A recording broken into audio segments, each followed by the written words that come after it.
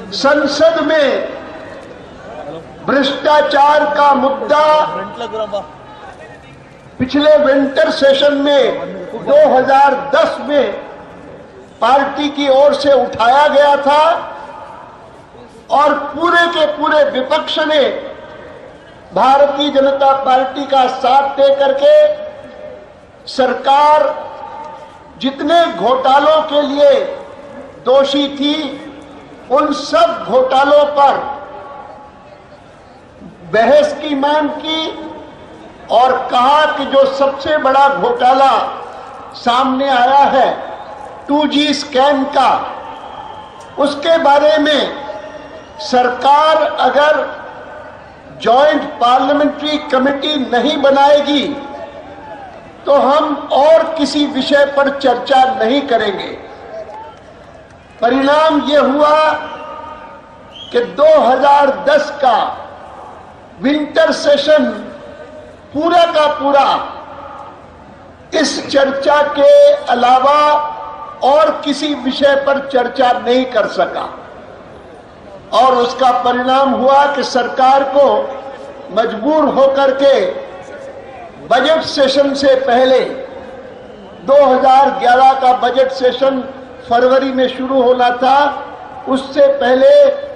Joint parliamentary committee बनाने की घोषणा करनी पड़ी। मैं इस भूमिका को इसलिए रख रहा हूं क्योंकि मैं मानता हूं, अपने अनुभव के आधार पर सबको बताता हूं कि मैं 1950 में जब भारत का संविधान बना, कॉन्स्टिट्यूशन बनकर के तैयार हुआ, तब से लेकर के भारत की राजनीति को बहुत निकट से देखता आया हूं, उसका विश्लेषण परीक्षण करता आया हूं और कह सकता हूं कि इस पूरे स्वतंत्र भारत के कार्यकाल में जो भी राजनीतिक घटनाएं हुई हैं मैंने बहुत निकट से देखी है।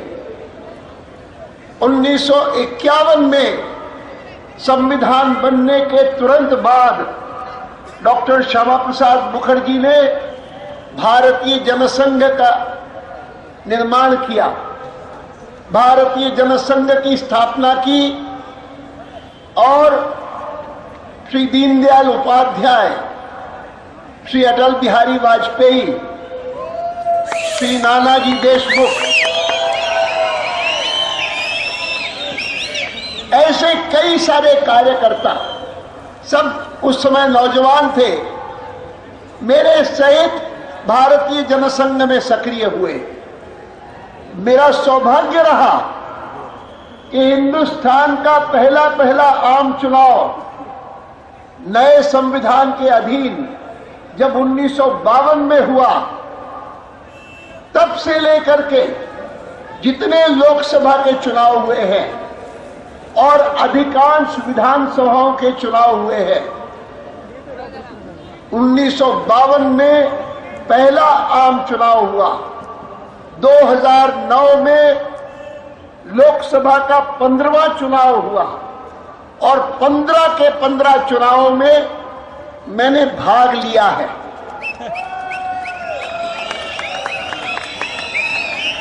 किसी में पार्टी के कैंपेनर के नाते और अधिकांश में उम्मीदवार के नाते। और इसलिए मैं ये भी कह सकता हूं कि पंडित नेहरू की सरकार से लेकर के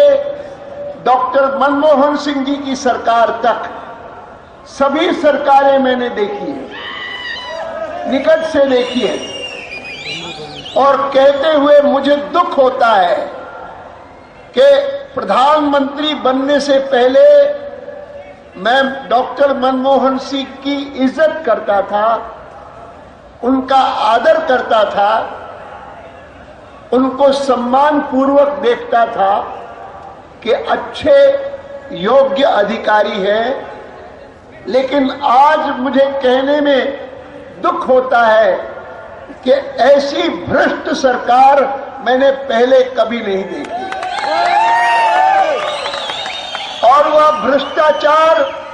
केवल मात्र कुछ लोगों को फायदा पहुंचाने के लिए नहीं। ये जो स्कैम्स हुए हैं, 2G स्कैम, ये जो स्कैम्स हुए हैं, बंबई का डिफेंस का लैंड था जो कि विधवाओं को दिया जाने वाला था, जो लोग कारगिल के युद्ध में शहीद हुए या कारगिल के युद्ध में शहीद हुए लोगों के परिवारों को दिया जाने वाला था, वह भूमि जब व्यक्तिगत रूप से लोगों ने अपने काम में लाई, इस प्रकार के जो जो कांड हुए, कॉमनवेल्थ के गेम्स हुए दिल्ली में, मैं आपको कह सकता हूं कि इनसे भी ज्यादा मुझे कष्ट तब हुआ जब कांग्रेस पार्टी ने, डॉक्टर मनमोहन सिंह जी ने एक समझौता किया अमेरिका से, जिसको न्यूक्लियर एग्रीमेंट कहते हैं, आणविक समझौता। उस समय कम्युनिस्ट ब्लॉक यूपीए का हिस्सा था, कांग्रेस का जो अलायंस है उसका हिस्सा था, लेकिन कम्युनिस्टों ने डॉक्टर मनमोहन सिंह को और श्रीमती सोनिया गांधी जी को कहा कि अगर आप अमेरिका से यह समझौता करेंगे तो कम्युनिस्ट ब्लॉक यूपीए में नहीं रहेगा, हम अपनी सपोर्ट विथड्रॉ कर लेंगे, इसके परिणाम आप सोच लीजिए। उन्होंने सोचा होगा,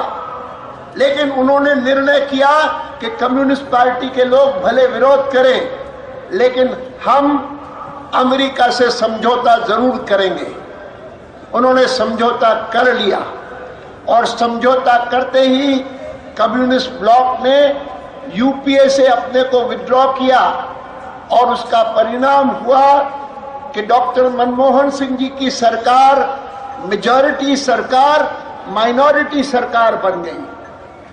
समर्थन नहीं रहा। इसके बाद जो उन्होंने किया,